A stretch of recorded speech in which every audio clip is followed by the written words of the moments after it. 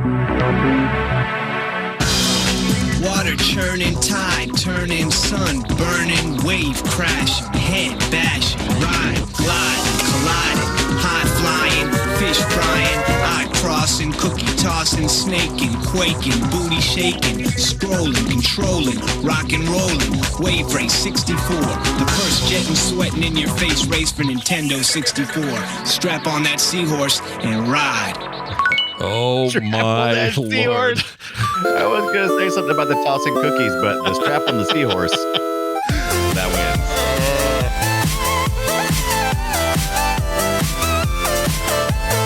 Hey everybody, welcome to another episode of Play Retro. That's right, we're here to talk about old video games. One in particular, and that commercial was freaking weird. I'm one of your hosts, Scott Johnson, and these water physics are amazing. So much so that I am sure they will find a way to keep this series alive for decades to come. Surely, even the very next game in the series will feel this good. Yes, no worries to be had, people. You will see the Ski-Doo for a long time. You will see-do the Ski-Doo for a long time to come. I blew my last line. Nice job. Monkey ski-doo. And I'm your other host, Brian Dunaway, and I can only imagine that my jet ski rider's butt hurts as much as my analog thumbstick sores that I have developed over the hours of trying to pull tricks with this stiff stick on the waves of Drake Lake.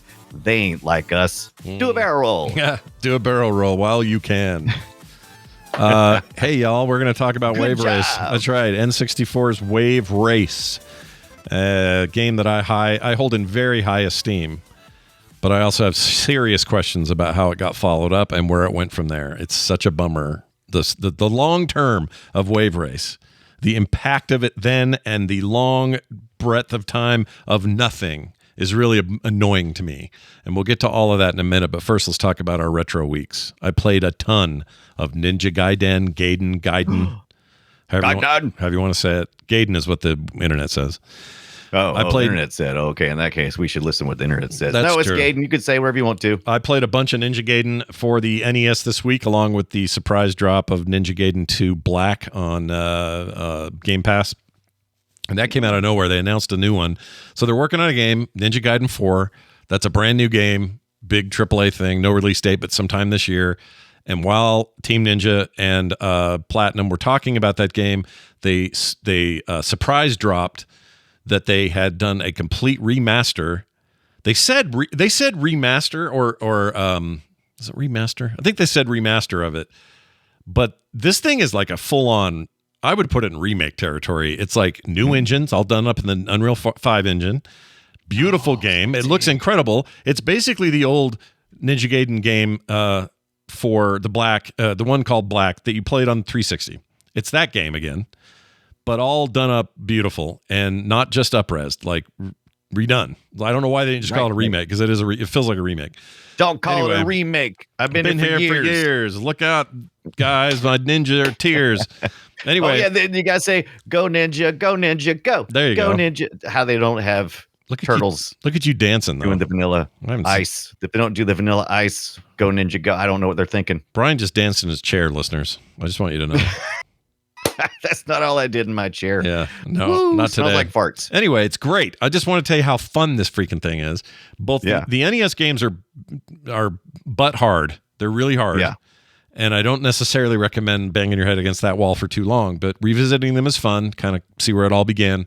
And then jump up to this Ninja Gaiden 2 Black, which is now out on Game Pass, or you can buy it in other stores and stuff. It's a full price game, so if you have Game Pass, just do that. So are you saying it's easier to ninja now with all of our analog sticks than it was with our D-pad 4-way button 2? Well, yeah, but 2 Black was also, I mean, that was a 360, so you had the 360. You had a stick, yeah. But yes, I'm going to say in the 3D realm, I'm glad they went with 3D controls, because that would make sense.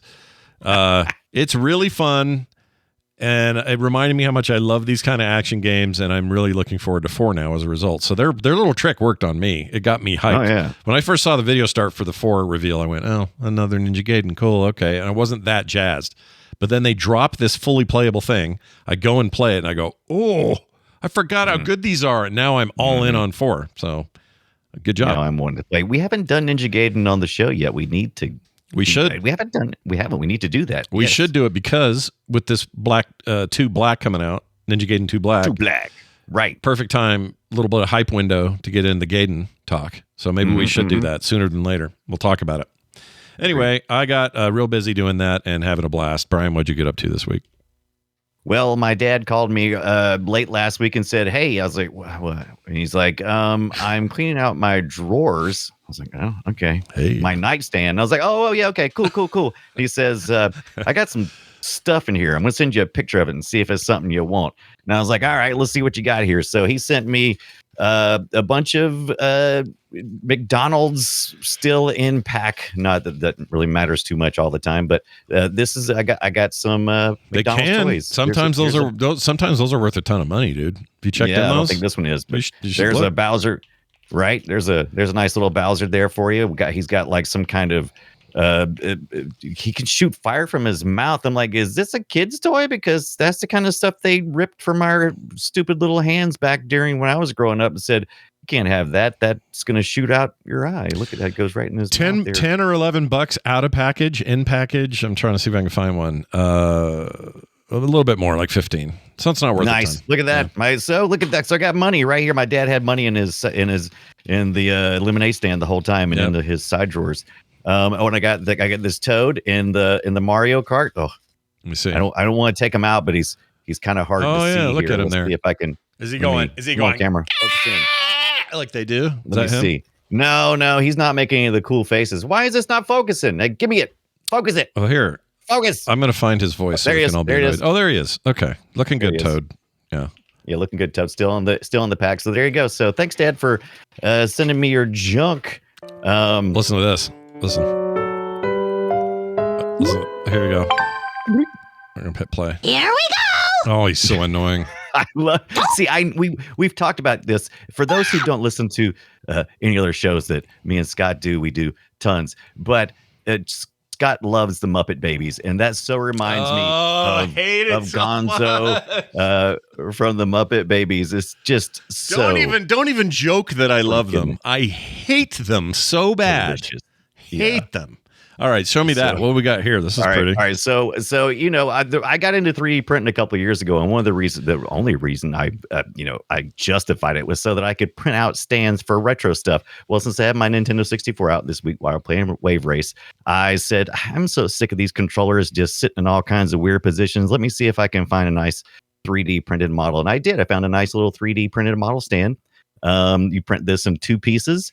It makes your controller stand up. It's got a little nice little spot where you can plug in you can put your little end plug there, right in. So it's all nice and tucked away. Yeah. You wrap your cables up on the back. Yeah. And like I said, it's 2 different ones. I actually got to put each of these little letters in all by clunk, clunk, clunk. They all click right in there, but it all matches my nice little N64 controller. So if anybody's interested in that model, I'll be posting the link to that 3D model. I think I got it on printables.com, but it's cool. really printed well and it's really solid. So Brian, I've had some crappy ones. You have both a filament and a what do you call it? Resin, right? Right.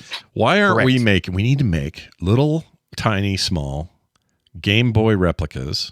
Okay, so like a little Game Boy replica. There's a million of these models out there, but then on the screen we put Play Retro on our logo and have a little sword in there, and then we sell these to people for like $5 or something. Why don't we do that? I think we should. I think we should totally do that. I've actually been planning for a while on doing some 3D print stuff, but you've actually had more experiences with the store in the Frog Pants store. Yeah, we can do it on there. I've always tried to. I've kind of avoided having stock because right now, only money I deal with is just what's called royalty money, essentially, which is where I provide entertainment. People provide me with patronage, and we call it that. When you start having items for sale, then you have to do sales tax. Well, it's a huge pain in the butt. Yeah. It's a giant pain, but I do a ton of it, and so it would not be a big issue on my end to handle all of that part of it. I just think we should make a little thing. Yeah, let's see if there's some interest. We only make as many as people order, right? And you all get a cool little trinket from the show. And and people are like, 1995, 5's too low. No, I know that we're going low, but we want to go low because we don't want to rip you guys off. We're trying to make a cool thing for, we'll make it worth whatever trouble it costs us, right? But we want to make a thing. All right, we'll Let's make a thing. Let's make a thing. And if you're interested, I'm going to put this. If you don't have a 3D printer and you're interested in one of these N64 controller stands, if enough people have said, yeah, that looks pretty cool, print me out one and send it to me, we'll figure out a thing. Maybe we'll have a little contest, or maybe if you have enough interest, we'll print them out and do it. It has to be worth it. I'm not going to go out to my garage and print, one. No, I'm not doing it. Who are you? What do they think you are? Now, if you're at my house and we hanging out and you say, print me one, I'll be like, sure. Yeah. We can do that. Go into the post office for one. Come on. No, we're not doing that. I mean, maybe we would, but But we still would. We still would. We do a lot of things for you guys. You'd be amazed what we do for you. All right. Well, that's great. We are going to now dive directly into the N64 lifestyle. That being a little game back in 1996. I always want to say 5. 1996 Wave Race 64. You may have heard of it. You may have played it. If you didn't, you missed out on one of the coolest racing games in the history of the genre. Here's a little sound from the game. Wave Race. Get ready for the first race. 3, 2, 1,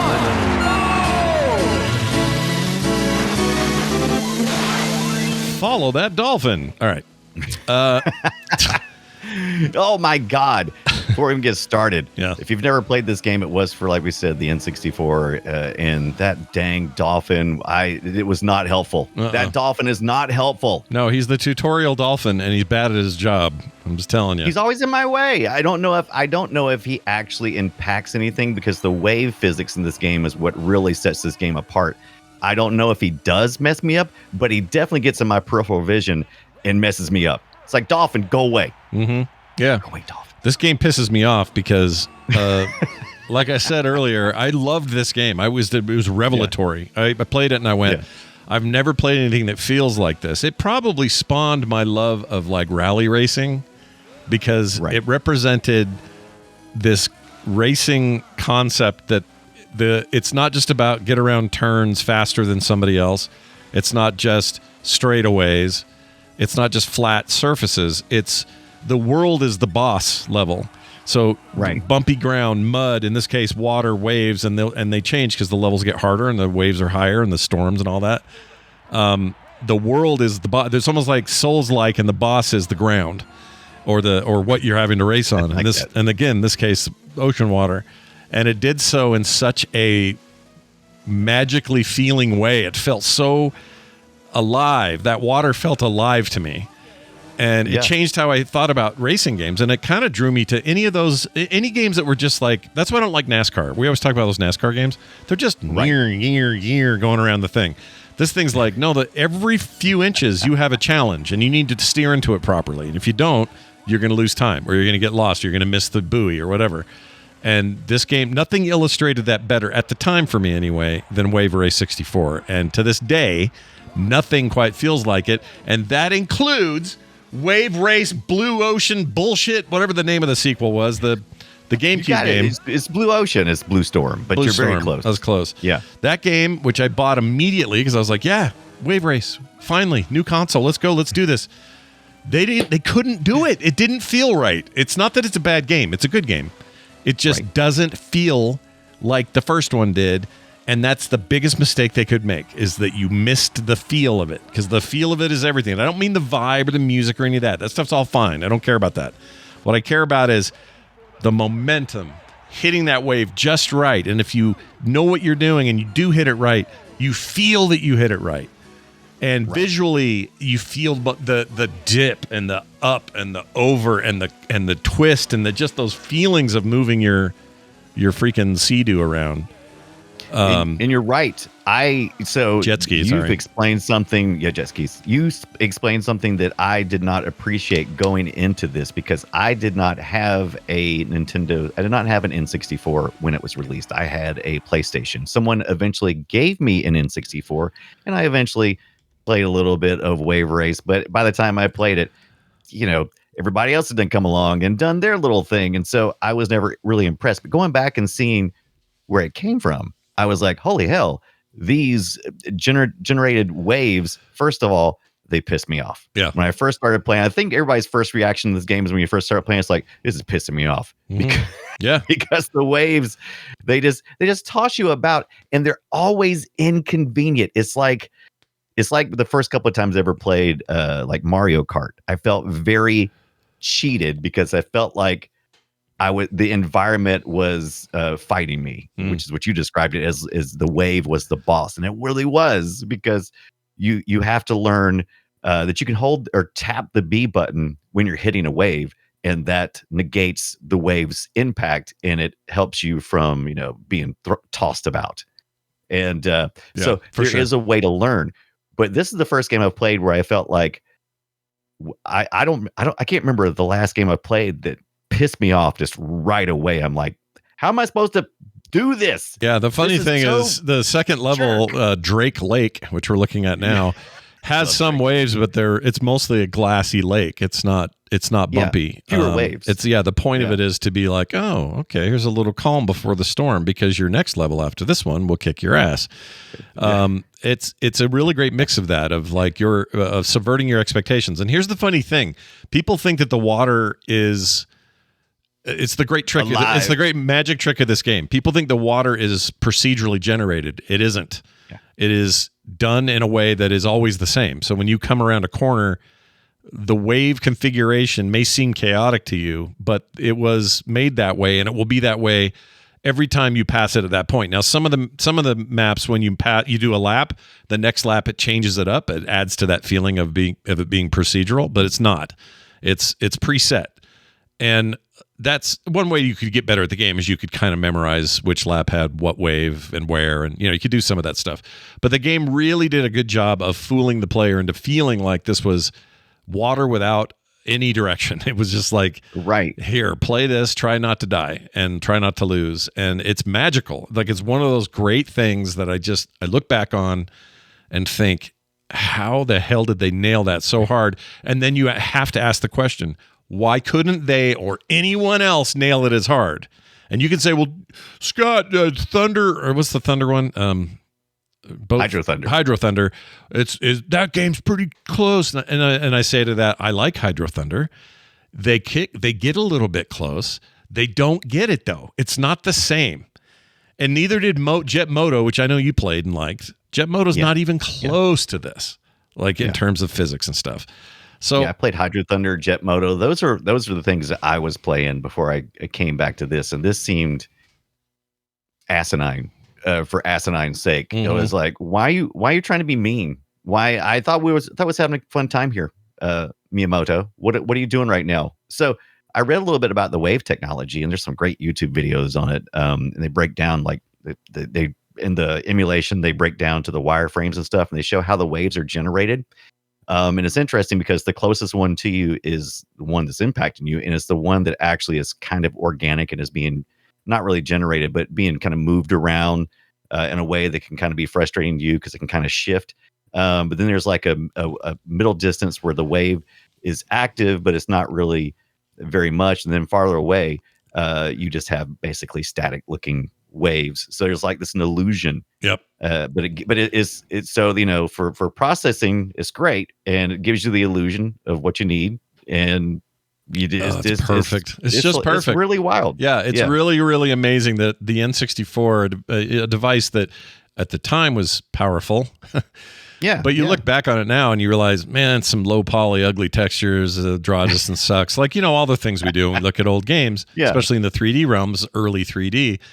But it somehow harnessed that in such a way that even Nintendo couldn't dupe it with the second game. It's not the same. It doesn't feel as good. The second one looks a lot better. Oh, it looks amazing. Don't get me wrong. Beautiful game. And especially, there's a huge leap in technology in terms of what they could display, but they forgot about what made the first one special. And maybe it's impossible to do it again, or you just, maybe all I'm asking for them is to reproduce that code or something. I don't know what the hell they need to do, but they never got it right again. And had they gotten it right, I think we'd still be playing this series in perpetuity. We'd still be playing new Wave Race games. I think what happens lots of times is there's such a pressure to innovate each each iteration needs to innovate. So they want to add more things to it. But what makes this game fun is its simplicity. It's arcade. It's arcadish in its play. And I think when you start getting into the second one, the Blue Storm, it feels more like a home experience, and it feels like it's more robust. But it takes away that that simple of repetitiveness of doing the same thing over and over again, but in a fun, action-packed way. Yeah. It kind of gets in its own way in that way. And I loved learning about it this week. I thought, well, this is going to be one of the most boring history visits I've seen on any game. Cause I'm like, but then, I found out Miyamoto was involved. I'm like, of course he was. He was producing this. Nintendo EAD at the time was developing it. So, it's like the heavy hitters were just making a great game. And come to find out there's like history. I sent you the video. I sent you the screenshot of what Wave Race was originally going to be. Yeah.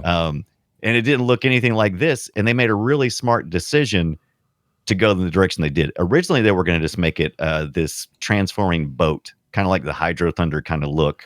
There's still they were still interested in this wave technology they figured out, and they had a really good idea, and it was going to be a lot of fun. It was going to showcase how good the N64 was at doing 3D stuff. And then they decided that they would go with jet skis, which was brilliant because it connects you to the game, because you're actually playing characters. You're picking you're picking from Ryota Hayami or A. Stewart or Miles Jeter or Dave Mariner, the heavyweight guy with the big booty, because you're actually seeing the characters and you kind of get invested. And man, I enjoyed this journey this past week. So fun. All about Wave Race 64. I want to keep playing it right now while we're talking about it. Like, that's how much I love it. I am playing it right now as we talk about it. But this is originally going to be a sequel to F-Zero, which did all kinds of amazing things on the SNES, and it's SNES, right? Yeah, just SNES. Yeah, because it did Mode 7 and all that. Yeah, that's right. But yeah, this was an eye-opening for me, and first I started playing it. I thought I had it in my collection, and when I got to looking, I was like, I don't actually have Wave Race for the N64, so I ordered it off eBay, and I ordered somebody close by, and they sent it to me. I got it hooked up, and I played it on my real N64 using the butthole thumbstick. That is this thumbstick, and it really hurts. It does. I could get the real full experience, and it's hateful. And after I got through being mad, I started having fun, and then I ended up playing it on on my Wii. Real quick, Yeah. Luke Skywalker in the chat says, why didn't Wave Race have any ramps to launch off of? There are tons of ramps. There's so many ramps. It's an embarrassing amount of ramps. Yeah. Yeah. So we've only been discussing so far. That's a good point, Luke. We only been discussing the racing part, but there is a trick component. You don't do the tricks during the races, but you can, I suppose. Yeah. I'm not that ballsy. Well, especially the level that has, there's a level that has water. There's a ramp right here. Yeah. You got to ramp over that boat there so you can get through it, or you have to go around it, which sucks. And I think this is the level where the water goes down on one of the laps, like a tide drop. So you can go under the buildings instead of around them for that lap. There's some stuff like that going on where the tide goes out, tide goes in, and then there's ramps that were exposed that weren't there the first round and stuff like that. So there's all kinds of tricks you can do too. Like you can do handstands, you can do you can go underwater. Yep. So you can pull it back and then push through into the water, so you can go underneath like piers, like Scott was talking about. And there's a whole section of just doing tricks. You can compete, get scores for that. As a matter of fact, the cart I purchased has a battery save in it. And Meg and Alan kicked their asses this week. Yeah, you did. I kicked their asses. I don't know what I didn't delete it. I left it in there. I left those saves in there, didn't erase their data. And I kicked the trash. And I also ordered a device that's going to allow me to save those off of this car, because that battery's eventually going to fail. Yeah. But yeah, But I learned all the little tricks of spinning around, how to do short turns, because when you first start playing this, like I said, this game is hateful. It doesn't want you to do it. It doesn't want you to win. And you slowly start figuring out, oh, I can do sharp turns. Well, yeah, and you can also just kind of dink around in these levels, and it gives you a chance to sort of feel. Dolphins okay. will tell you some shit. Yeah, the dolphin's going to give you a tutorial basically, but then the goals become more clear, and you have actual reasons to play. The only real bummer I thought was that they didn't try to cram. I mean, some of these color schemes, she's wearing Peach's color scheme. That guy's wearing Luigi's color scheme, but no actual Luigi or Mario or any of that imagery is in the game. And I think that's a missed opportunity. I should have had a little fun with that, Yeah, it's I think they Nintendo. could have. I think you're right, though. It's like, I mean, this is Nintendo EAD, so of course these guys are all tight with that. So I mean, if you want to get Miyamoto excited, I'm sure you just like, hey Miyamoto, look what I'm doing, man. Hey, I'm giving the colors. Wink, wink, nod, nod. You like me, right? Yeah, I get to stay. I can keep my job. So, but I managed to get first place, and I did it with the each one of these characters has their own levels of skills, whether they can how good they are at each, whether speed or tricks or whatnot. And I did pretty good with Hayami. He's a pretty good all-around player. But did you play? Who was your character? What was your character? The D Mariner? Was that your guy? The heavyweight? I didn't like him because he did add weight to the movement. In typical Nintendo fashion, they love doing this. Like even in the NES days, if you played ice hockey, you had the fat guy, the middle guy, and the skinny guy. And they all behaved differently. One had bigger weight and could tackle better, and the small guy would get creamed if he got hit and that kind of thing. There's a little bit of that in here. It's not crucial. The difference isn't that crazy. It's not, except it's usually only a hindrance. Like yes, exactly. That's what I'm saying. He's like a hard mode, that guy. Yeah, he's very stable. So the waves don't move him as much, which is hilarious. Mm-hmm. But he's really kind of hard to steer. Turns are bad. Ayumi Stewart, she's the light number one, and that's one I usually ended up going with, even though her top speed wasn't that great. I found when I was doing most of the races, when I was just doing on the easy or easy level, it didn't really matter. Yeah. Just as long as I got that quick jump off the start, like all those games that you get quick jump to start. So I just love that this guy's name's like you got Ryoto Hayami, Ayumi Stewart, Miles Jeter, and Dave Mariner. It's like Dave Mariner. So they're from different places of the world. He's obviously the fat American. He's older. They give his age and everything. You can rename all these characters. Obviously, Meg and Alan did, and I took them down. Didn't matter if you changed names or not. Did it? No, but did not. No. But I kept getting better all week, and that made me feel good. And I haven't felt like that in a while. Yeah, it was very challenging, but in the end, I felt good about it. See, the challenge, it's funny because the challenge, it's like riding a bike. This game, it came right back to me. It was not a problem. Really? I was immediately good again. But I also I don't know how, I probably played hundreds of hours of this game back in the day. Right. And it just made me I don't know where I sold that N64 ages ago. I don't know where the card is. However, I'm really glad it's part of the online thing on the Switch. I think that's great for people who want to play it now. And I hope they continue to keep it there for whatever the Switch 2 is. But I would love it if they would revisit this series and really seriously think about capture the feeling of it, get that stuff right, make that paramount, and then pretty it all up to the hilt and back, and you would have some serious, competition in the racing thing. I don't know that this doesn't drive sales the way Mario Kart would. All right, I know that, but I know what I want, and I want more of this. That's what I want. If Kawasaki has a sudden surge in popularity, then maybe they'll come back, because we had the branded Kawasaki. Different regions in the world had other brands that were attached to it. And these jerks over in Japan, you know what they did? What's that? They released another version of Wave Race in Japan that used the Rumble Pack. But did they send that to the US of A? No. No, sir. No, they did because not. I thought all week when I was reading stuff, it said, "Oh, supports Rumble Pack." I said, "Cool." So I plugged in my Rumble Pack. I spent about a good 15 minutes trying to figure out why my Rumble Pack wasn't working. Yep. That was bad. Turns This is a out- shit move. Not happy about it. Turns out we didn't get that here in the U.S. Nope. Fine. Nope. No, we did not. But I'm not mad.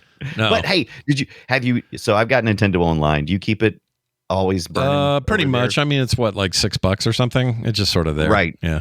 I never get Now, rid I of it. think I'm not sure how they are pricing the N64 version. Oh, you do have to pay more. It's like an extra 10 or something, right? Yeah, I think it's the premium version, which all of them do. Sony does their little thing as well. Yeah.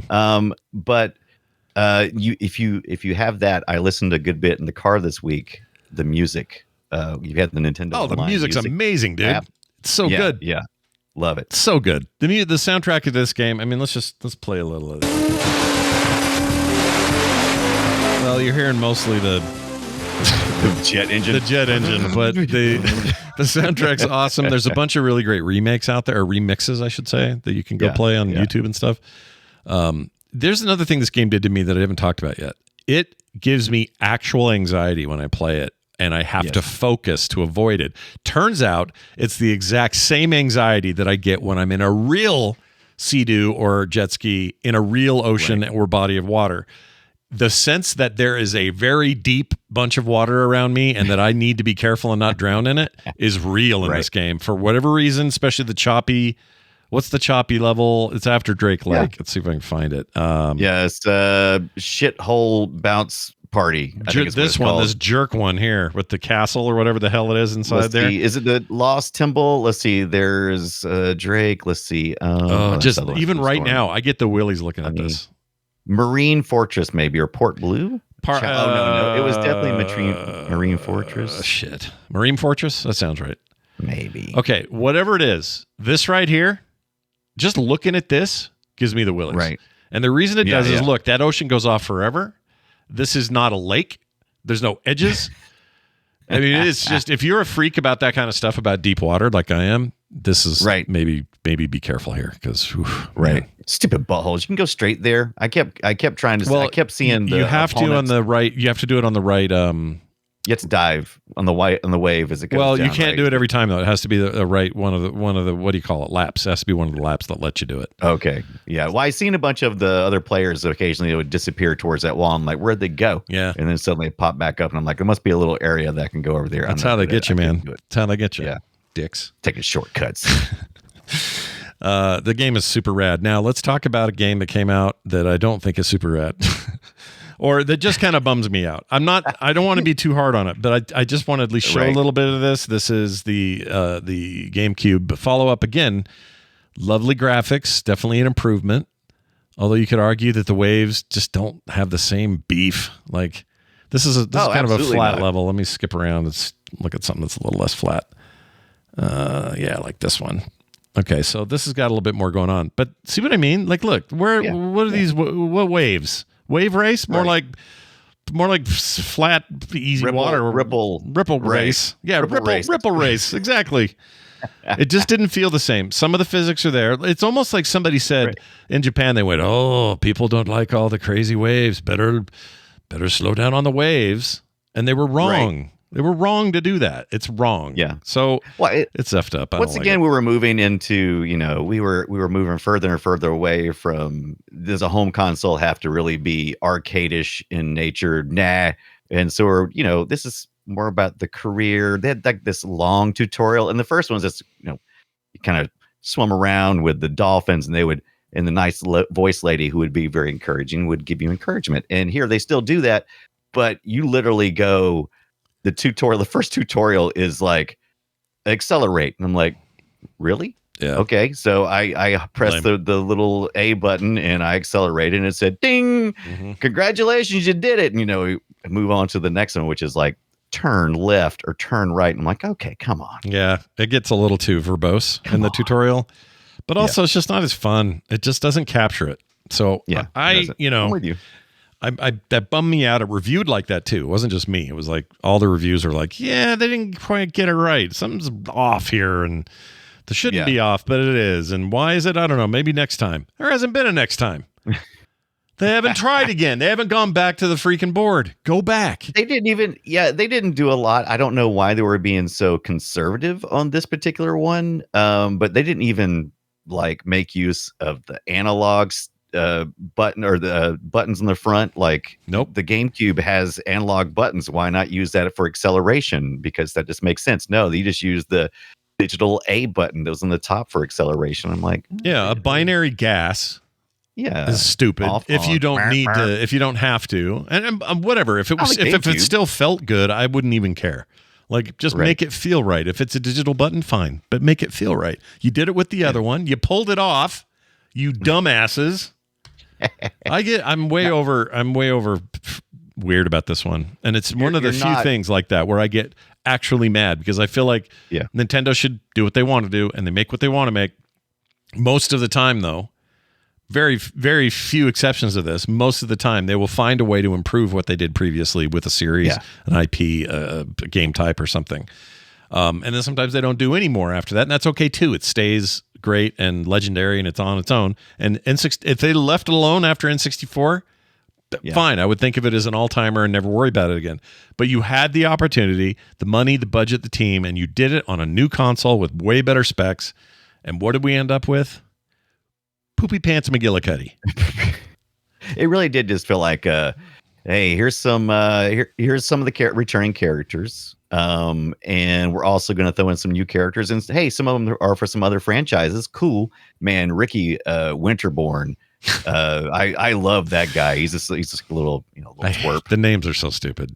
I love him. He's speedy and agile because he's small and he's got attitude.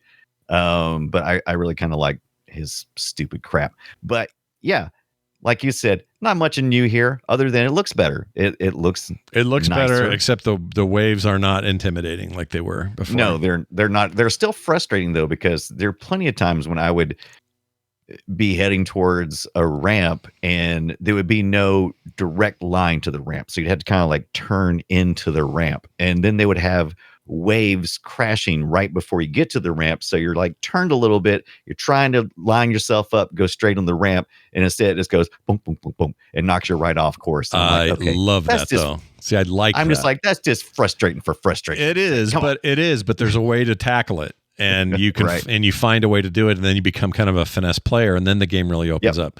That's true on the first one. That's still sort of true on the second one. More true on the first one.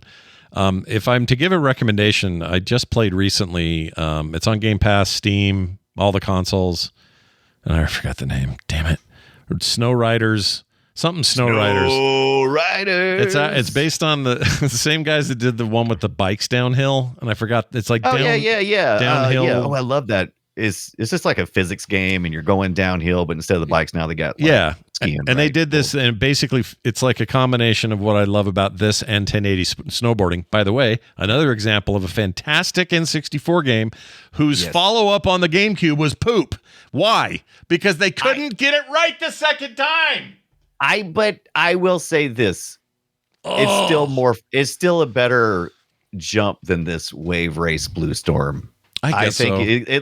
It's still, I don't know, maybe the music does it for me. There's just something about the vibe of it that still works a little better for me than 1080. We'll do 1080 someday, but it ain't today. Oh yeah, got to do it. Yeah, got to do it. And I'll express. You've got new cities, new characters for the Blue Storm, better graphics. Yeah, same story. It sounds like maybe the same voice actors and actresses are still doing the same thing, being very encouraging. You're gonna hear me You're gonna hear me be very frustrated though. Again with 1080, you may want to give me some space. Okay. Yeah, but clear out, fellas. Because I love that game. I mean, not about the first one is amazing. I'm just saying their follow-ups. These are the two examples. I'm like, what the hell? Oh, you know what I wanted to do? I know you mentioned it, but I want to show the prototype image. This used to look like. Boat. Yeah, you got to see this, you guys. So if you're at home listening only, I'll just try to describe it. It's basically an article from, I don't know what magazine this was. What was this? Let me see. I sourced it and then I forgot. Nintendo Power or something? It was something like that. Anyway, if you look at it, you'll notice a much more adherence to a style that you might call, I don't know. Hydro Thunder? Hydro Thunder, sure. or it's the other Nintendo one, F-Zero. It's kind of got an F-Zero. Yeah, F-Zero. Yeah, there you go. Yeah. Because as you said, it was like spiritual successor to that kind of. I kind of would have liked to have seen what this was like, these futuristic ships running around water and stuff, but I'm really glad where they ended up going. Transforming and stuff. That's so cool. I really like where they went. There's a possibility that this would have sales-wise succeeded more because it was a bit of a niche success with Sea-Doos or jet skis or whatever. And I think them going more into like, here's an actual sport that may have hurt them. Like in the long term, this may have been more marketable today, like F-Zero is, but I still think they made the right choice. I think having the characters changes this game entirely and makes it much more enjoyable for me. Makes it stand out. Yeah, I agree. I think the 1080 series and this series, letting me pick my champions, my heroes, I think is a way better choice than just a boat. Let me blow your mind with this.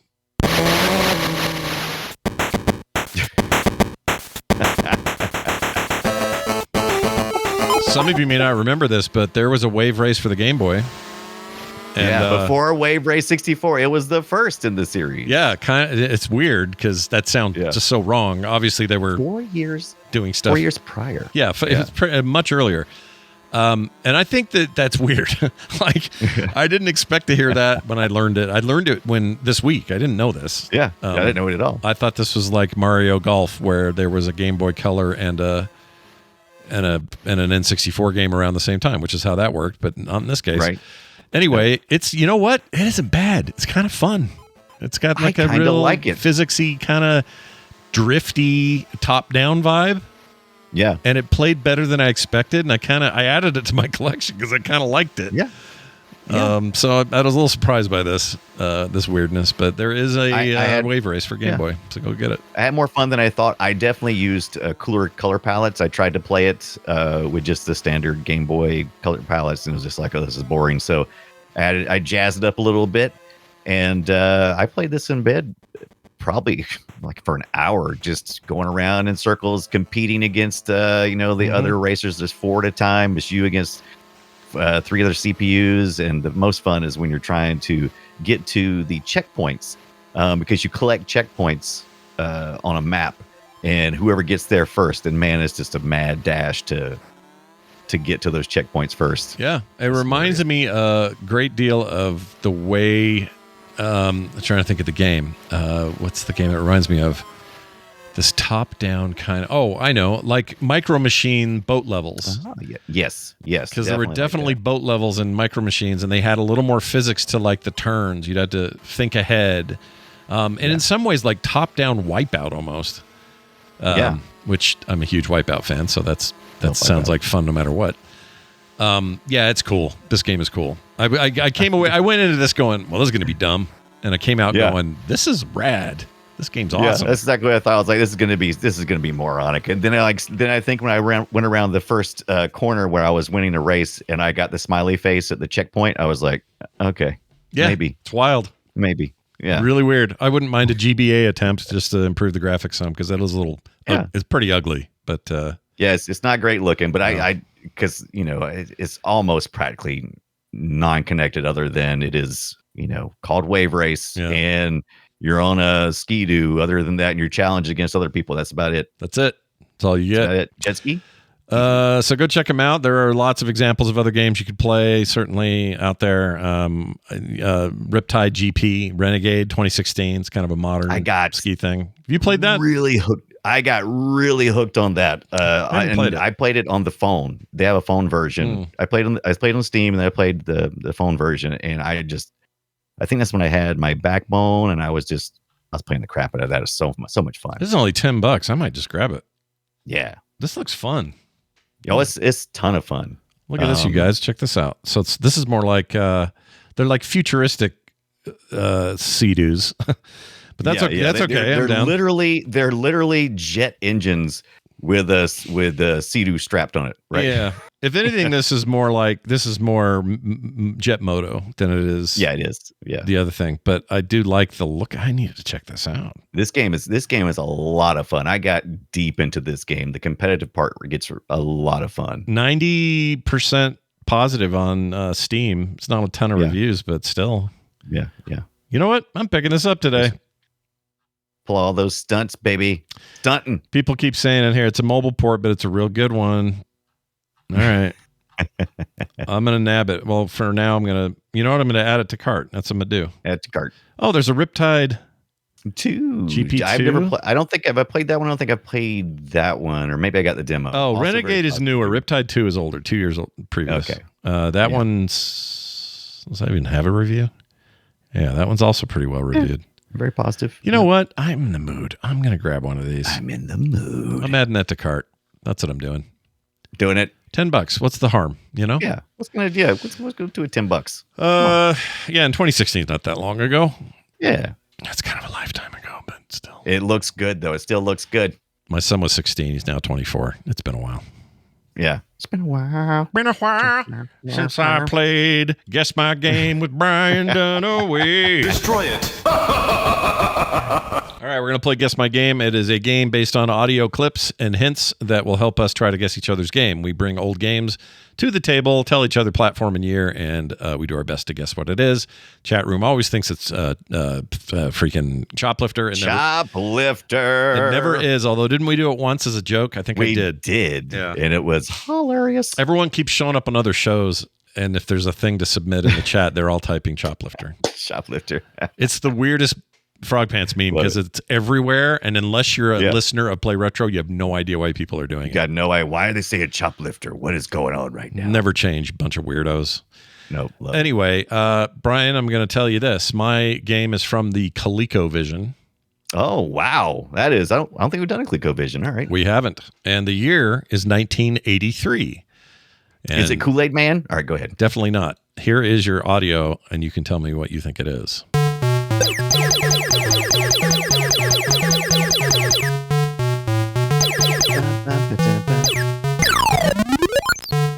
Public domain music is the best. Public domain music is the best.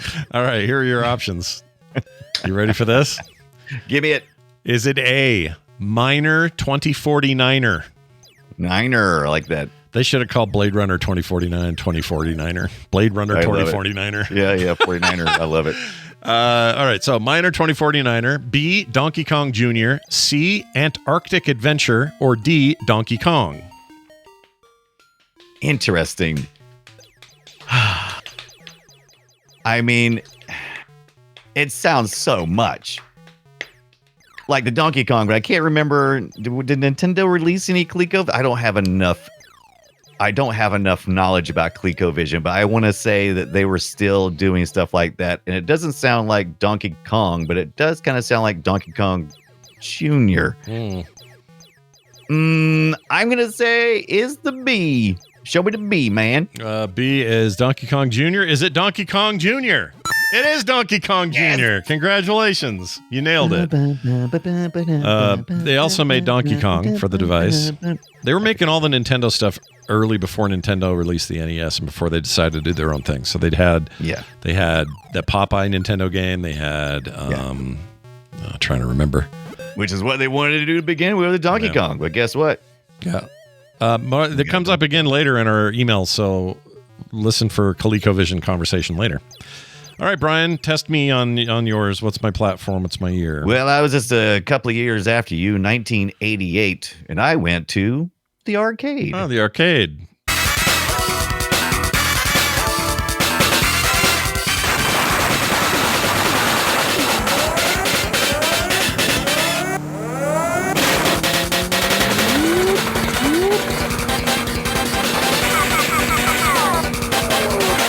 All right, there's some shooting and racing going on. What are my options here? Well, since you know it's shooting and racing going on, these names are definitely going to help. Is it A, Power Drift, B, Hot Chase, C, Winning Run, or D, Rad Racer? Shit. These are the most generic names at the freaking arcade. None of them really tell what the game is. Are they? Any of these could be. Are they? Oh my gosh, I've had pre-show up this whole time. Sorry, everybody. Damn it. Oh, that's great. Pre-show. What the hell was I thinking? I'm gonna. Are these all arcade games? These are actual games. They're all arcade games from 1988. I remember a couple of names. I remember Rad Racer, Winning Run, The other two I'm not as familiar with. So I'm just going to say, I'm going to go with B also, because Hot Chase sounds as close as we're going to get. You're chasing them, you got guns, you're shooting because you're chasing. It's like a crime chase. So yes, Hot Chase, B, Hot Chase. Well, I tell you what, B is winning today because it is Hot Chase. Yeah, baby. Woo! Hot Chase. Hot Chase. Yeah, that's what I... Great name. When you Hot Chase. When you steal your money from Chase Bank, it's Hot Chase That's money. right. Hot Chase. Hot Chase. That's fantastic. I feel good about the B's today. Have you seen the game, though? It looks really good. I can take a look at it. Really want to cover Hot Chase one day. Hot Chase Arcade. Got these big kind of chunky cars, but almost feels like right after Outrun, but still kind of got that Outrun vibe. Oh, Konami game, eh? Yeah, Konami game. All right, let's take a look here. Oh, yeah. My Konami. Feels very Sega, the look of it. Yeah. Oh, this looks fun. Yeah. I thought so too. I was like, yeah, give me. I'm gonna go play. I'm gonna play this. This end up at home or just arcades? Do you know? I don't know. I just saw it at the arcade and I didn't look any further than that. Looks like a little Porsche he's driving. It's like it is. A little spy business. Yeah. All right. I'm gonna check it out. That looks fun. It's pretty cool. I don't know if you heard. Sorry. It's a little side news. Here, do we have side news music? Side news. How about Konami? We'll do that for Konami. Because it's a Konami thing happening. So coming to Steam next month, and by next month I think I just mean February because it's still we're almost there. Not March, but February sometime we're supposed to be getting Ninja 5.0, a re-release of Ninja 5.0, one of the best GBA games. I think the best GBA game that Konami ever released. That's not true. That Castlevania game's real good, Aria of Sorrow. But anyway, it doesn't matter. It's a side-scrolling beat 'em up, shoot 'em up fun time with a ninja. Beat 'em up, shoot 'em up, fun time with a That sounds ninja. like a cover box right there. It's a ninja and a cop. I think I did this for Guess My Game once a year ago or something. And that they're doing a re-release, and I don't know anything else about it. I don't know if it's like up-resed, if it's redone, if it's the same game just playable on your PC. I don't know. But I'm so excited because Ninja 5.0 rocks. Yeah. I mean, it's just like Vanilla Ice says, go Ninja, go Ninja, go. That is what he says. In my 5.0, I think is what he said in another song. So, I mean. Is that true? Yeah. Okay. Yeah. I don't Riding know. in his 5.0. Yeah. I don't remember much about his songs, but you clearly have really. Well, you've really me and leaned Rip Van in. Winkle. We didn't fall the hell asleep. No, you didn't. We still. But look at this! Look at this ninja! Look at this! Sha sha sha! Look at jumping up there. He's gonna get up here. Look at that swinging. He's got a clip thing. Look at this! Oh, he goes in a door. So you're talking about your kind of what's the one where you Shinobis? Shinobi, yeah, kind of Shinobi, sorta. It's just high octane, ridiculous, over the top. Underrated GBA game. No one ever talks about it. It's such a great game, and Konami killed it with it. So we're getting this coming to PC. I'm excited. I'm excited. I'll be picking that up. All right, that's it for that. Let's get into the who's coming to retro now, and guess who it is? Sonic Software Planning. Not really. That's nothing to do with them. Playboy the Mansion. Yeah, that's right. Talk about your chore cores. It's here. The Mansion puts players in the role of Hugh Hefner, the founder of Playboy magazine and the Playboy Enterprise, referred to in game as Hef. I hate that. The aim of the game is to build the famed Playboy empire from scratch. You start from humble magazine to celebrity endorsements to home entertainment to lots of sexually transmitted diseases and more. Which you can catch in the grotto or whatever that thing was called. Yep. Now 20 years old. Your Playboy The Mansion. January 25th, 2025 or 2005 is when it was released. So that's today. Congratulations and welcome to us. Welcome to the retro smoking jacket on. That's right. Get married 50 times to different porno ladies until they're too old for you, and then go find another one. That's what you do. All right. It sounds like a criticism, but I don't think it is. I think it might be. All right. Hey, listener feedback. We got a text from Corby. Corby wrote in on the text line, 801-471-0462, and he says this. Hey, Scott and Brian, I love your retro gaming podcast. Please keep it up. Well, we will. Thank you. Will you guys ever do a ColecoVision episode? Maybe about either a game or on there or the system as a whole. Our family loved ours growing up. Not sure if it was any good in retrospect, but maybe you guys can tell us. Thanks, and keep up the awesome show, Corby. I'd love to. Yeah. My friend had one. I went over there every day, played on that thing.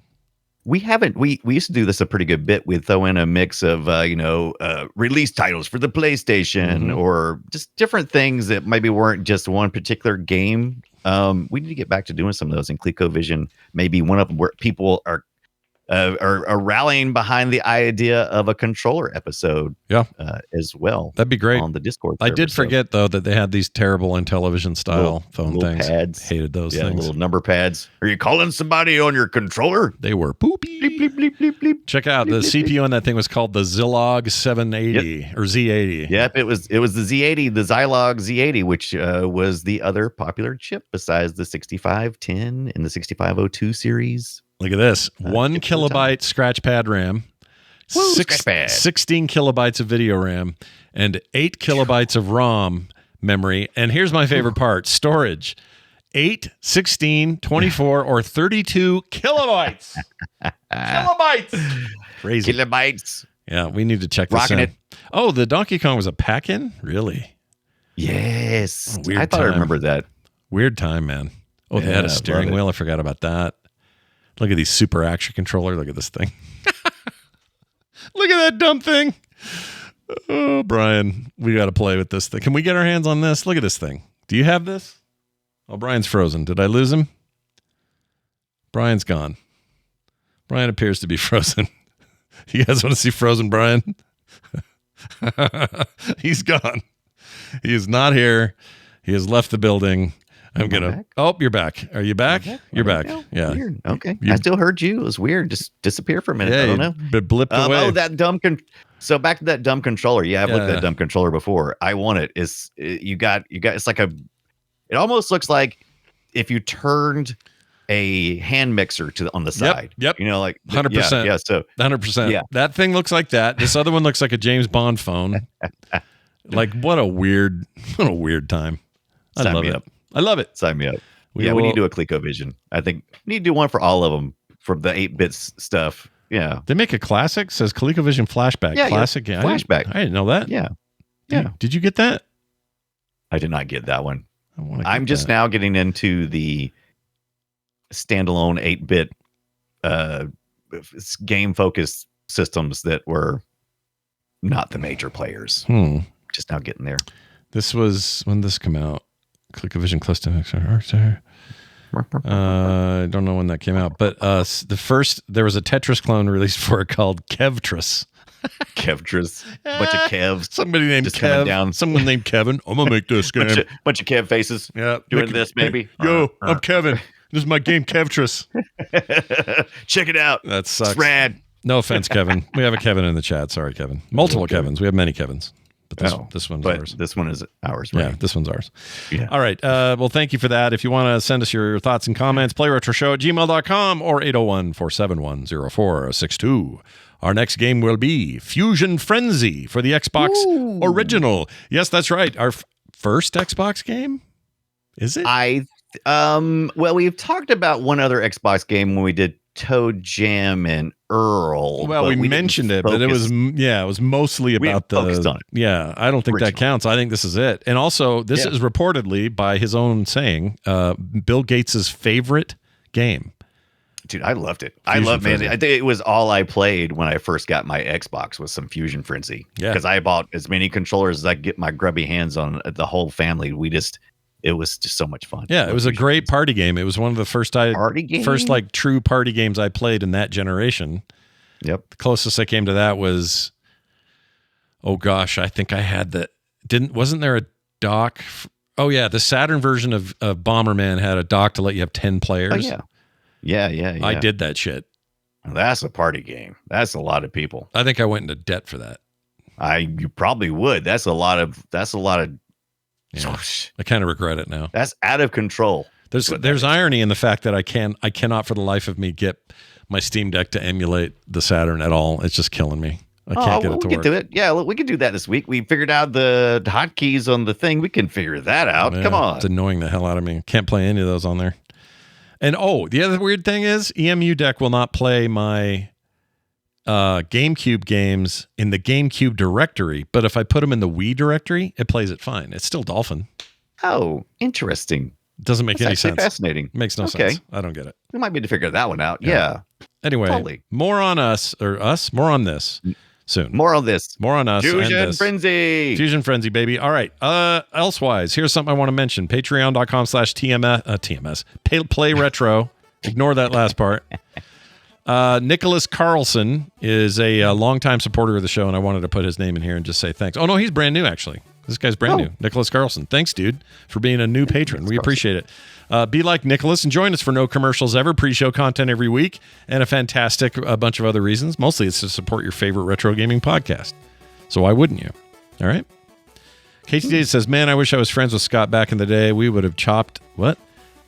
I would have chopped in for that doc. Oh, chipped in is what he meant. And yes, dude, you would have, because I think that's the kind of guy you are. I think I would have hung out with KT Data. Like, we would have been best high school friends.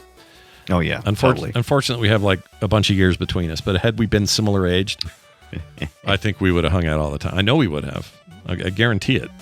Anyway, I guarantee it. Plus, you would have looked like my family. I had 3 Korean siblings. And so having an Asian friend would just be perfect. Oh. And nobody's smart enough to know. They think all Asians look the same. So they would have been like, sweet. You got a Korean friend and Korean families? And I'd say, yeah, sure, he's Korean. Yeah, why not? Anyway, Brian, that's going to do it for us. I would like people to go check out retrogib.com, retrogib. Some say jib, I say gib. You say jib, I say gib. Let's call the whole thing off. Anyway, Roller Toaster Tycoon is on there. You can play Unreal Tournament 99 in 2004. I've been getting an itch for that. I may need to get in there. Yeah, we need to get fired back up. Retro achievements, all kinds of fun stuff. Check it out. Up all the time, retrogib.com. And if you're looking for that and all other links, you'll find them at frogpants.com/playretro. We are also now on Blue Sky at Play Retro Show. No, just playretro.bluesky.com, I believe. Oh, look at that. How easy. Yeah, let me make sure that's right. I don't want to tell people wrong. Maybe too easy. Sorry, Play Retro Show. Wrong. It is Play Retro Show because somebody stole the other one like an ass. Anyway, it's fine. It's fine. Playretro.com/playretro for all your needs. That is going to do it for us. Brian, anything else you'd like to say before we go? I can't wait to kick your butt to some Fusion Frenzy. Yeah. Fusion Frenzy. That's right. And it's a reminder, if you are listening to our voice, go play something retro. And we'll see you next time.